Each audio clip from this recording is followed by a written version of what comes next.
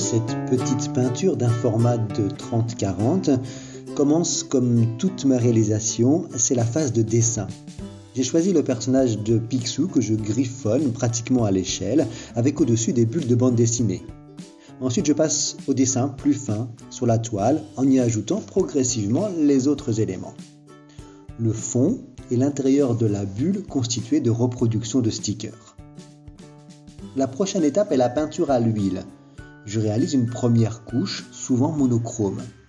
Après un temps de séchage d'une dizaine de jours, je peux passer à la troisième étape qui consiste à réaliser la seconde couche. Là encore une phase assez minutieuse, très gourmande en temps.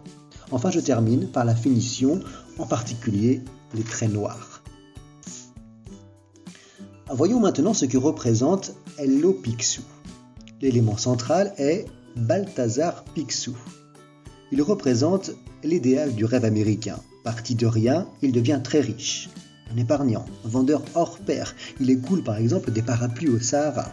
Pro-armes, radin, refuse de payer l'impôt et j'en passe. L'icône de son coffre est même devenue le symbole du capitalisme américain triomphant. L'expression de Picsou est importante. On le sent gêné, se rendant compte peut-être que cet amoncellement d'argent a quelque chose d'indécent. Derrière le personnage, il y a une reproduction modifiée de la sculpture de Robert Indiana, Love, devenue une icône du pop art.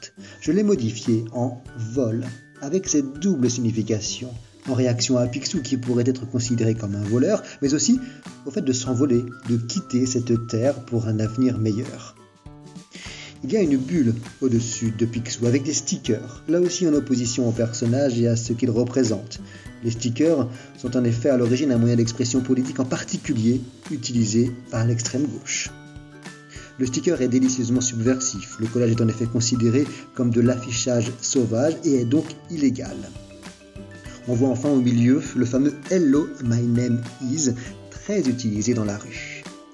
Il y a aussi le chiffre 6 et le chiffre 0. Le 6, parce que le numéro 6, personnage de Patrick McGowan, a marqué mon enfance. Et le 0, parce que c'est la peinture numéro 0 d'Articlip, à l'image des exemplaires de presse qui précèdent le numéro 1.